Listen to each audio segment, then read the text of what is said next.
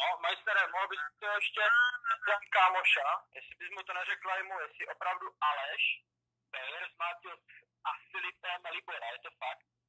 Jo, je to fakt. Jako opravdu, Bayer... Jo, je to, já nelžu v tomhle, je to pravda.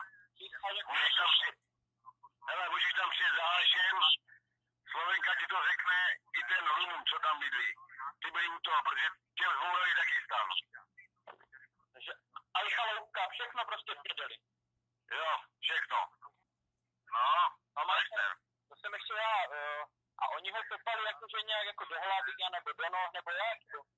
Nebo má? Ne, protože normálně, já ti řeknu, Béro srazil na zem a už se nevšímal. Začal likvidovat chaloupku, ale Filip toho využil a když viděl, že Libor je na zemi, tak mu kopal do hlavy. Jo, protože Libor, kdyby ho dostal do rukou a kdyby stál, tak Filipa rozmačká. Jenomže už chudák ležel na zemi. Já to věřím, no to věřím. Takže Bayer jakože totálně rozjebal chaloupku a Filip kopal do Libora na zemi, jo? Jo.